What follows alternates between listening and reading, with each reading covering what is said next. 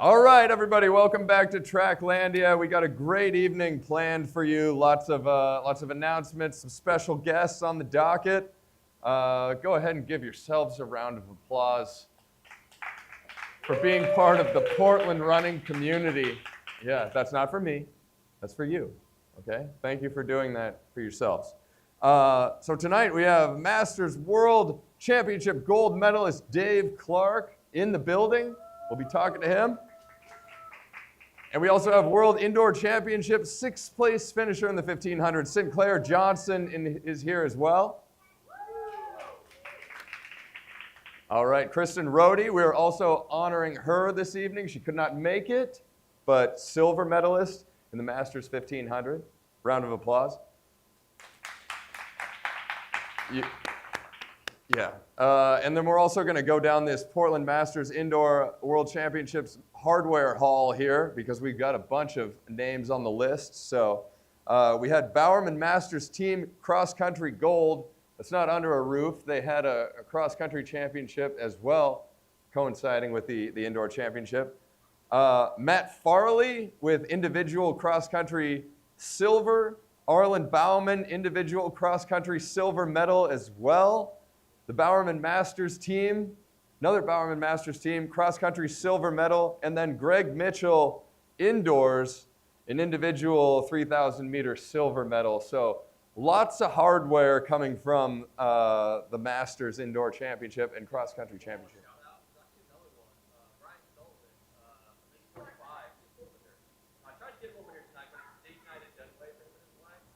Okay. Brian Sullivan. New to Portland, gold medalist in the Masters 3000, but he's got a date night with his wife at the track tonight. Okay, yeah, you know what you need to do in order to get that hardware. You got to get back to Dunaway. Dunaway morning and night. All right. So round of applause for everybody here. Portland, everybody representing Portland. Cool.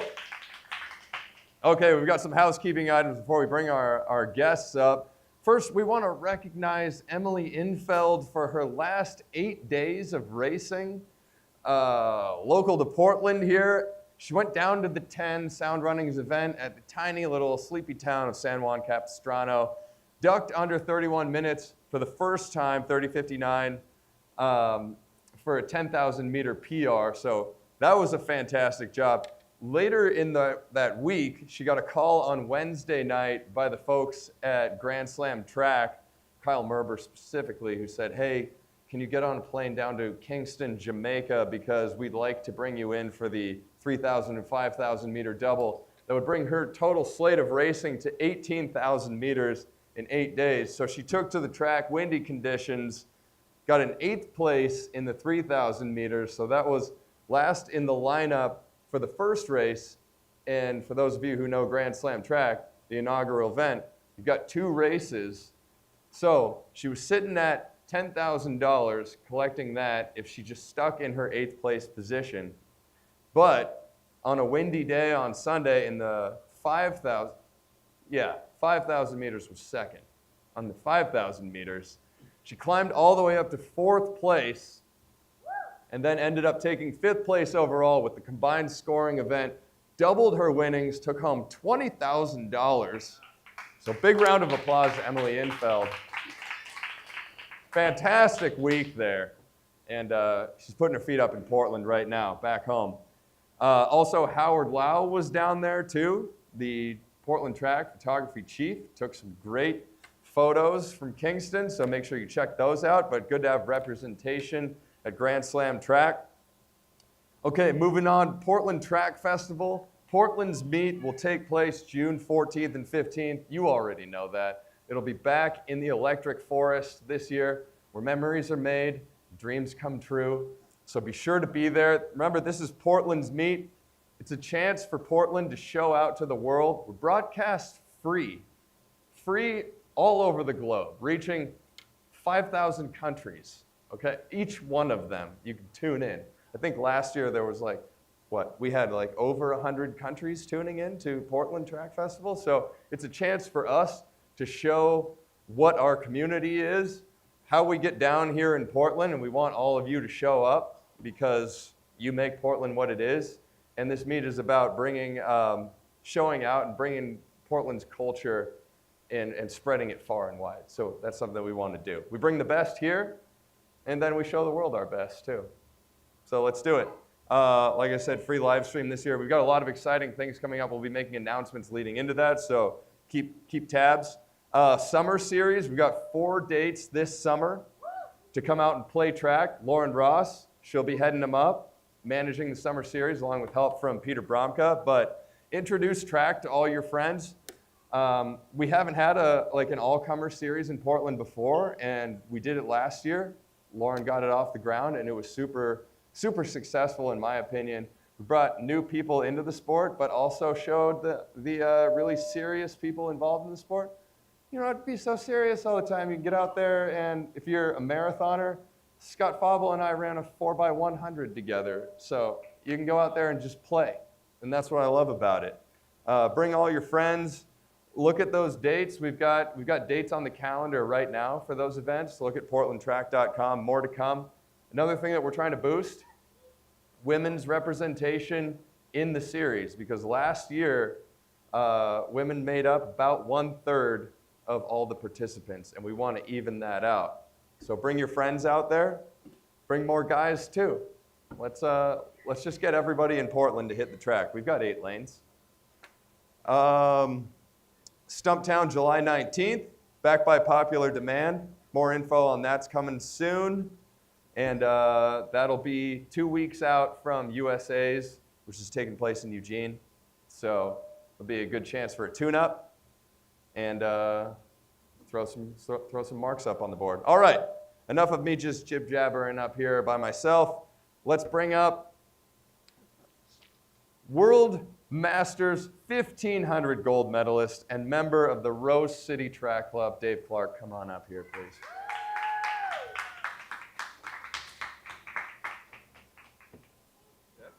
Dave, how are you doing? There's your mic. I'm worried about giving a scientist a mic, to be honest with you. So. Oh yeah, well what? Tell everybody here what kind of science you practice in your secret lab. So I work at Nike. I work in the Nike Sport Research. See, I told you, you got to tell me how to use a mic. I'm a scientist, all right? I work in the Nike Sport Research Lab. I've been there for quite some time now, coming up on 14 years. So, we build the secret shoes. We put them on athletes, test them, see what happens. So I'm a biomechanist by trade, mechanical engineer as a second degree. It's been a fun place to work, to be honest with you. As a runner, as an athlete, there's probably no better place to work as a biomechanist than the Sport Research Lab. Have you found that the shoes that come out of that really benefit you? The things that you work on, have they given you new life, Dave? Oh, absolutely. I'd say, I actually sent this email out just earlier to our team just to send the footwear team's props. One of the biggest benefits I think of the super shoes, besides the fact that they're going to cut down those times for, is they let you train a little bit more. They take a little bit of load off you. I think at the end of the day, you're going to see they're going to extend people's careers. Like I almost hung up the racing shoes and did for a little while back, maybe like 7 or 8 years ago. Just was struggling with injuries, couldn't deal with the load, and being able to start utilizing some of that new footwear kind of gave me a second wind all the way. Jumped into marathoning for a while, back to the 15, be back to the marathon pretty soon again. So absolutely, I'd say I think the huge benefit to folks, especially those of us that are maybe a little older. Yeah, and being a little older, we're not gonna talk about your age too much because you already know part of my age, right? It's part of being a Masters yeah, exactly. runner, right? You just put it all out there. Yeah, you got to wear a big bib on your back that says how old you are. So. Is that true? They put absolutely. You have to put a back bib on, which is really difficult to do. So you got to do that ahead of time, and then you just rip it off while you're trying to put your shirt on. So. Well, I think you can put it on before you put your singlet on. No, that's what I'm saying. But then when you put that singlet on, the bib just kind of tears itself off the pins. So I'm just saying. Yeah, exactly. Ripped, bro. Yeah. That's right. Yeah. All right. So you were down in Gainesville for the U.S. Championships and the World Championships. Yeah, 2 trips to Gainesville. So they have a new indoor facility there. I'm taking that. They just want to use it a little bit. A pretty nice indoor track, though, to be honest with you. A good setup. So it was down there in the end of February for the U.S. champs, U.S. Masters indoor champs, and then back again at the end of March for the World Indoor Champs. Nice. Yeah. And your race at World Indoor Champs, gold medalist. You were also you broke the championships record, is that correct? 3:56? That's true, yeah, the championship record for the 15, yeah. Okay. Yeah. And where does that age grade you out, that time here? For The age grade? Yeah. I have no idea, to be honest. I don't look that stuff up. So. You just go for the just win. Just go for the win, Jeff. Nice. Well, take us into that race because you won by a significant amount. I think you won, what was it, 7 seconds? Yeah, I think it was about 7 seconds. Okay. Yeah, so my plan going in there, so there was a really strong runner coming out of Brazil, really fast 400, 800 guy. So leaving it to be a kicker's race wasn't going to work out well for me. His plan obviously would be to kind of like just go out and like have a more pedestrian pace at the start. I wanted to make sure I didn't allow that one to happen, so just pretty much went out with the plan to run like an honest race from the start, and nobody really wanted to go with me, I guess. So he gave it a go, maybe like 2 or 3 laps in, but sort of fell off the pace there. And I just, to be honest with you, I didn't really know where people are. And the indoor track's a little bit harder, if you're not looking around to gauge where people are. And it's a little bit louder inside, so it's hard to know if someone's right behind you unless you're like right on your heel. But really didn't feel pressure at all most of the race, which just honestly it kind of felt a little odd to me. I really expected at least 2 or 3 other people to be up in the mix. But at the end of the day, they just weren't, Jeff. Were you able to get into kind of a groove out there, or were you worried that they were coming up on you the whole time? Because when you're running out front, it can be a little scary. Yeah, I'd say it was a little scary out front. Like I said, I expected to feel pressure and just didn't. But I felt like I got in a good groove. Just set out and ran. Actually, ended up being way more consistent splits than I expected. I thought I was a little bit slow on the pace I wanted to hit early for maybe the first lap or 2. But then I was able to bring it back down and just pretty even splits almost across it. So. And what's it like coming into a race like that, Masters race? So you got people coming from all around the world. Is there a party afterwards? Yeah, I mean, the Masters runners like to drink beer too, Jeff. So, yeah. For sure. Yeah. I mean, honestly, one of the strangest things to me about the Masters race is the seed time. So people will bring seed times that might have been from 5 years ago, 10 years ago. It doesn't really matter, or they'll just make them up. So you've got until you run like the prelim round, you have no idea who's actually fast out there. Someone might have put a seed time in, like I said, from 10 years ago, and they're nowhere near that fast right now. Another person is just making one up because they haven't been on the track in 5 years, and they're way faster than they make up this seed time. So you really don't actually know who your competition's going to be out there until you get around, and so it's hard to plan and strategize much. I was able to find times, I would say recent times, for maybe like 2 or 3 of the people in the fields, to be honest with you. And so it's kind of difficult to actually plan around that. Yeah, I would imagine. So they don't put a thing like you have to have times from this year. I guess it's early in the year too. They can do Yeah, I mean, I think it's free for all at the Masters level, Jeff. It doesn't matter. Make it up. I like that. Keep everybody guessing. We might have a 342 guy in there. You may. Times from Yeah, 10 you may. Years ago. I mean, the world record's still from Mo. I mean, he's got a 340 on there, so I don't think I'm getting to that one anytime soon. Well, I mean, never say never. Like, it seems like you're improving steadily too. People don't know this, but we used to train together over 10 years ago. I was wondering if you're going to bring this up. So yeah. It's true. We trained together not long after I moved to Oregon. That's right. Training for 800 meters. Yeah. We were 800-meter guys back then, wearing the real thin spikes. Absolutely, yeah. Just beating up our feet day in, day out. But you've been at it pretty consistently since then, like all over the spectrum too. To be honest, I think Jeff was faster back then, which maybe leads you to a question, but I won't ask it. So. Yeah. Wait, what? I said. Well, yeah. Well, I think that's pretty obvious right now. We gonna get you back out there, Jeff? Yeah. I mean, I've got some goals for the All-Comers Series this year. All right. We'll see. Love it. Yeah. The key is staying healthy. I mean, that's the thing that I hate hearing in interviews with athletes. Is like, well, the goal this year is staying healthy, but I think that's really it for me. I do want to break 4:30 in the mile at one of the All-Comers meets. I think you've got that. I think you got that, Jeff. Yeah. But to be honest, like staying healthy is a lot of the Masters challenge there. It's like I feel like chatting with all the other competitors up there. Everybody has their stories of like where they pulled a hamstring or blew up the Achilles or something else, right? So I think the battle of attrition is true. Once you get into the older age category. So staying healthy is a good goal. Yeah, we are the scars that we wear. Yeah. But you've been training in Portland for quite some time, and you've seen the Portland running community evolve over 10 years, I guess. And you train with Rose City Track Club now. How did you describe the Portland running community and being able to? Has it helped you stay in the sport? Have you had to fight tooth and nail to stay in the sport? What's it been like for you? Honestly, the Portland running community is great. Both, there's tons of clubs around. I ended up joining Rose City a few years back. had met Lauren through a program we ran at Nike called Dream Reaver, and her and Leo Chang slowly convinced me to get out there and join the club. But honestly, like there's always people to jump in and run with. I train on campus a lot. There's people there all the time.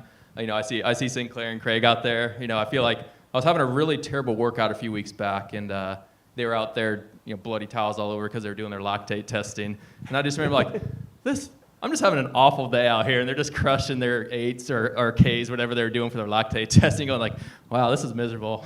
Is that motivating for you, though, to see that? Yeah, and it's all, like when I first started there, when we were training together, I don't know if it was the time I would go to the track, honestly, like Galen and Mo would be there half the time, and makes you feel a little bit bad about yourself when someone's just railing 400s and you're sitting there like breathing hard, but it's cool to see the people out there. I mean, that's one of the benefits of training on the Michael Johnson track is just like, you get athletes that are world class out there, and you just get to share the lanes with them. So, yeah.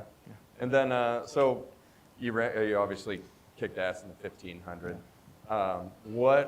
What have you got coming up next? I know you're jumping in the London Marathon, right? And you haven't done any training for the London Marathon. That's true. That's true. So I joined a group here in Portland, some fellow employees from Nike and also around the Portland community to raise money for Children with Cancer UK as part of running the London Marathon. So I know I threw up a story. I think it's maybe on the PDX track Instagram page as well. So if you're interested in donating to the cause there, jump on there and you can find a link. But yeah, I think I ran about 30 miles or less per week for about the last 8 weeks, maybe 12 weeks.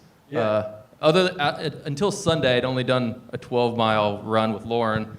We did a nice easy jog, like about 4 weeks ago. So. And London's about, 19 days away now, 20 days away, so it's fine. I mean, there's a little bit of time. Does your marathon fitness have any bearing on the amount of donations coming in? Does your end time have anything to do with it? I mean, if people want to set up a betting pool on like how fast I fall off or how slow I'm going to be compared to prior times, that's great. Let's do it. Yeah, let's commit to get you sub 230 shape in the next. Yeah, I don't think sub 230 is going to be in the cards on this one, Jeff. Well, yeah. What about the outdoor season? What are you looking for? Are you going to compete in the World Outdoor Championship? No Worlds this year. World Outdoor will be next year. Okay. U.S. Champs though in July, I think. Potentially there. I'm not that excited about going to. I think it's in Huntsville, Alabama, in like middle of summer, and that doesn't excite me that much. So, so we'll see. All the summer series, of course. I'm going to be out the summer series, Portland Track Fest, hopefully Stumptown as well. So, we got a great slate of meets here in Portland. There's no reason not to jump into those. Yeah, so, absolutely. Every now and then, I mix up with the college kids out of the local collegiate races. To be honest with you, though, they're pretty squirrely. Like, it's kind of dangerous for an old guy to be running those meets, I think. So. Yeah, that's a good way to describe them. Yeah, you don't know where they're going to move in front of you. You could roll an ankle. Yeah, I mean, this past weekend, the guy just, on the outside lanes after the one-turn stagger, just like straight cut me down trying to get to that rail as fast as possible. And I'm like, I don't know why you want to get there that fast. No, yeah. You don't really want to be on the rail. You take that smooth, long, gradual approach. Yeah, exactly. Yeah. So, come on. Well, you got to teach the kids. That's what you're out there for. Yeah, sure. You're a shining example of what they can become. Yeah, sure, Jeff. All right. Well, yeah, thank you very much for coming up here, Dave. And, thanks, Jeff. Congratulations. Yeah. I'm sad that you didn't bring the hardware with you, but maybe we can see it another time. I mean, I think it's out in the car, actually, so if you really want to see it, I can go grab it on the intermission here. But yeah, let's pop the trunk and go check it out in the parking lot afterwards. Yeah. All right, cool. So, awesome. Thanks, Jeff. Dave Clark, everybody. Yeah, nice.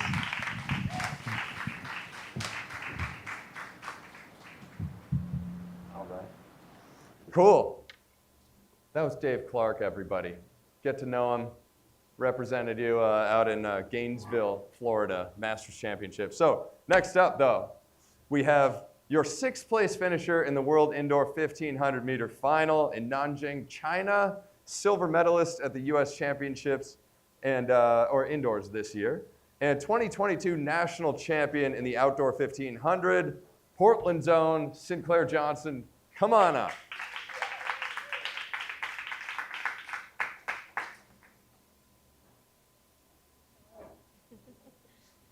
Sinclaire, go ahead and take a seat. It's great to have you here. Yeah, great to be here. This is just right around the corner for me. Oh, that's great. Yeah. Yeah, perfect. You could ride your scooter here. Yeah. I think you've been on once before, back with the UAC team. I've been on twice. Twice? We did a couples podcast too. Or not podcast, sorry, live show. That's right. This was like, do you know when that was? I think that was like 3-4 years. Yeah. It was like pretty early on from me living in Portland, so it's Yeah. actually my 3rd time. Now I remember it well. Yeah. Okay, that's my bad. No, you're good. Yeah, you were. You've done a lot of shows, so hard to keep up. Yeah, too many. Yeah. Too many, some might say. So you're back from Nanjing.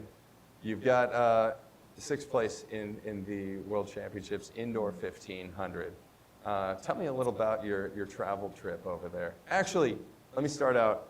When did you find out that Craig, your fiance here, had won his weight in beer and snagged $300 from the Shamrock win? So I was actually in South Korea at the time, and I woke. You saw it on the news there.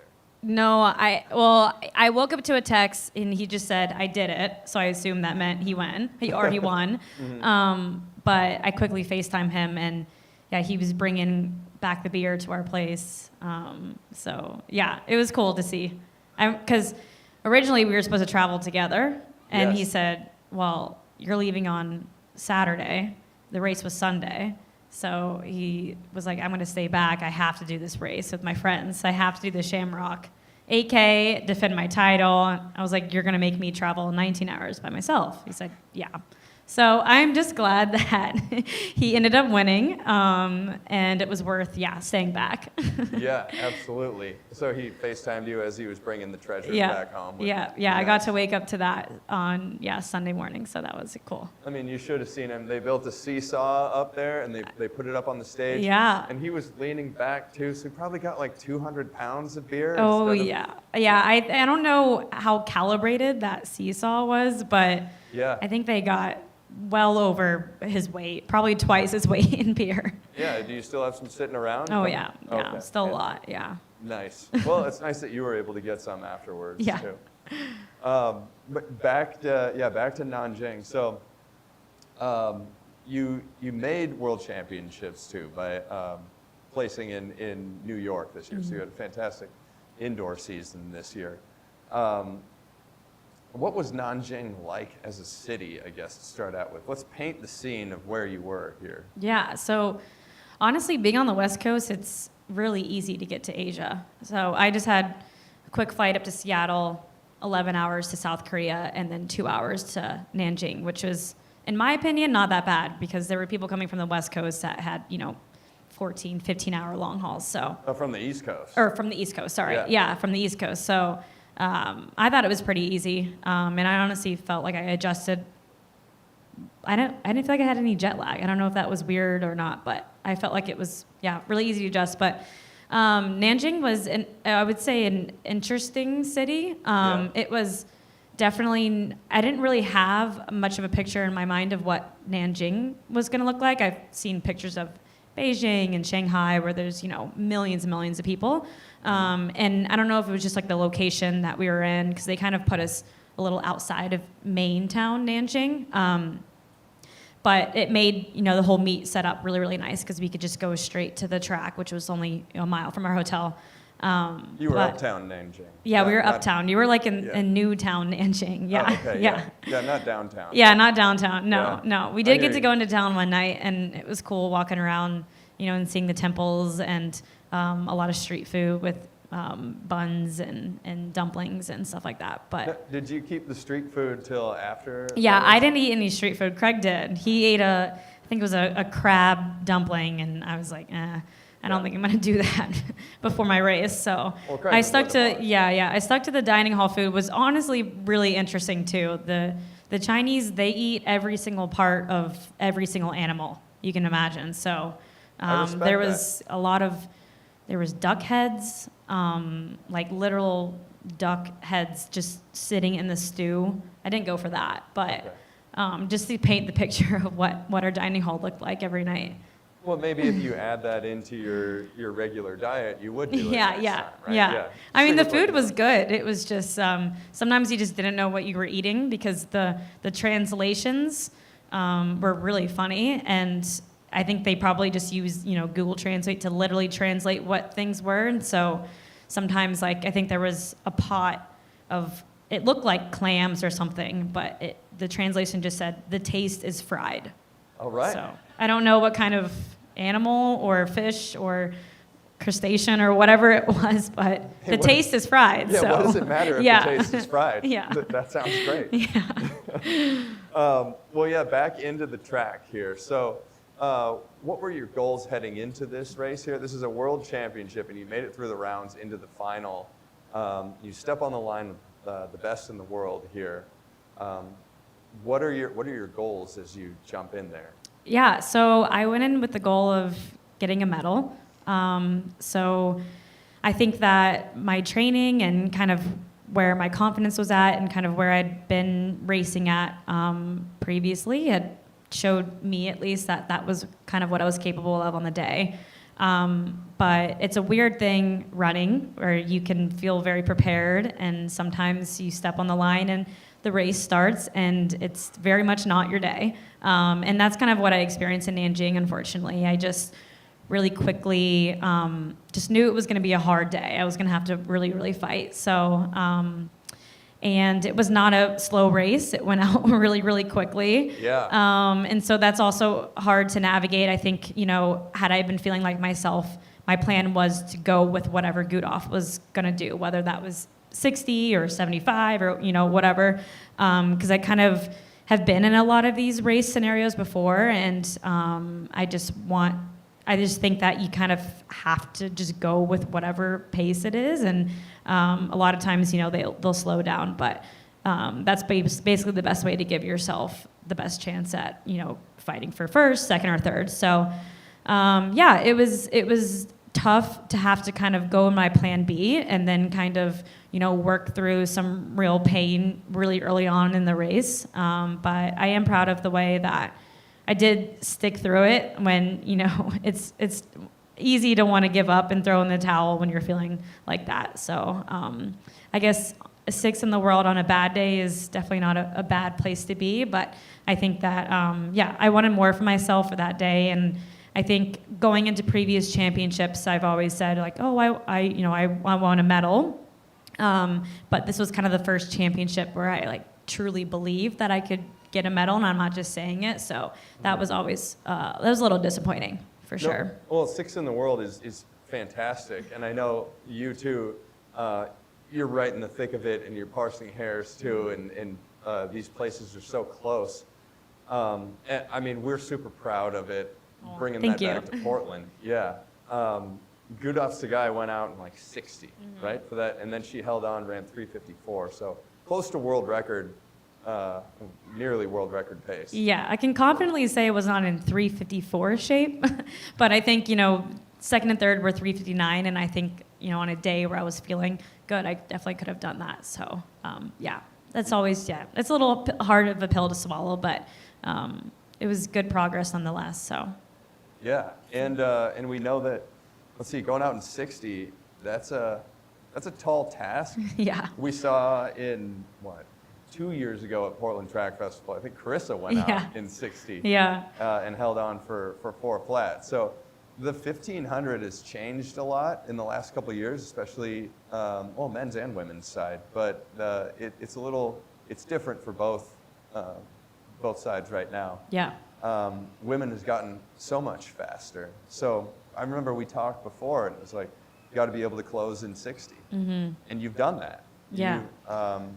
When you won the U.S. title, you did that, and you were shot out of a cannon that last 200. So what are the things that you need to do now to close those gaps? Yeah, I think it's become much more of a barn burner, honestly, and just, going out hard. And so being able to deal with that lactic that early on in a race is still a little bit foreign to me. And I think, there's things I can do in practice that can help me be more prepared for that kind of race. But I honestly think the best thing that I can do is put myself in these situations, like going to World Champs, even though it's all the way in Nanjing, or, going over to the Diamond Leagues, or doing Grand Slam track and these races where these women are going to go out in 60, and just kind of keep putting myself in situations like this. And I think that's the only way that's gonna feel a bit. I don't think it'll ever feel comfortable, but it'll be less shocking, I guess. Yeah. And then you never know, one day when it does stick and you go out in 60 and you have, an amazing day and you run I don't know, 3:53 or something. So just don't think about splits at all when you're in there. Yeah, Just throw yeah. that out the window and hang on. yeah, The which taste is pride. yeah. Just don't think about what it is. Yeah, exactly. Yeah, I mean, that's what kind of always been the best way that I race is I'm just focused on racing. I'm not focusing on splits or time. So, yeah. Yeah, that's well. You've got a couple races coming up here. I just saw the 800 at Azusa, I think, Yeah, and yep. then you're going out to Des Moines to race the road mile champs out there. Yep. So some more opportunities. Definitely. Well, in Des Moines too, to bring home some hardware. Yeah. Which is amazing. Yeah. We had a little talk last fall, and you said, well, you're sticking around. You've gone through some changes since UAC has left town, but you decided to stay here in Portland, and you said you wanted to be more involved with the running community. Yeah. What does that mean to you? Why do you want to do that, I guess? And what does the Portland running community in Portland in general bring to your training? Yeah, well, this is now my home. I feel like I've really made it my home, thanks to a lot of people in this room, but just like the community in general here has been very, very special to me. And I think, as someone who's been on these professional teams before, I feel like I've been in a very isolated bubble. And I love that bubble, and I, met some of my greatest friends. But it also is like, Dave, for example, is at the track when I'm at the track. Like, there's just so many other people kind of further outside this bubble that I was in. And I kind of want to, get to know other people, be more involved in just the Portland running scene in general. And I feel like running is it brings a very unique community about it. And I haven't really gotten to explore that side of Portland, and I know Portland as a city is very much known for that. And I think like I already have some friends who were kind of in that scene, and I know they've made other good friends, through various events around here. And it's just something that community's just always been a really, really big thing for me. And now that we're kind of making Portland our home, that I want to be a little bit more involved in just like more than just, I guess, the elite running community that I've been a part of in Portland here. Yeah, I mean, that makes me so happy to hear that too, because it takes that kind of investment. You've got a lot of other things going on too. Training is very taxing, and you've got your eyes on very specific goals too that are top of the world. But I think like when you get involved in the community, it does so much to inspire everybody else out there. I mean, we were thinking about this the other day, and it's like when a team wins a championship in a city, it's like all of those warts in the city become kind of beauty marks, because it's like, well, this place created a champion. Yeah. And so it's like when you do something great and people know that, oh, that person's a part of my community, she's in Portland, then it's like, I can do that. I can come from there too. Yeah. And like that place forged a champion. So like I went through that as well. So I love that you're taking, becoming more of a part of the community and getting invested like that, because it's just, the ripple effects of it are, I mean, we don't even know yet. Yeah. We don't even know what can happen. Yeah, no, I'm excited. I'm looking forward to it. And I think there's very little cities. I mean, maybe New York City is another one, but I think Portland just has this immense running community, and it goes so far, and it reaches so many people from, youth to masters to, elite. So, I feel like there's just a lot more connections to be made, and I'm looking forward to doing that. Yeah, absolutely. Gosh, that's awesome. Makes me so happy to hear that. Well, what restaurant's hot for you right now? What are you going and what are you craving these days? When you came back from Nanjing after the taste is fried, what were you craving? That wasn't even the worst. There was another sign that said, I think it was just noodles, like with pasta sauce, red pasta sauce, Okay. and it said something like tomato juice makes careless noodles. Oh, Yeah. We That's were like a like fortune. every night, it was the entertainment of the night. We would go in, like, okay, let's look at the translations tonight. And I have so many pictures on my phone of many. They're probably like, what is this girl doing? Always just taking pictures of these signs. But it was funny.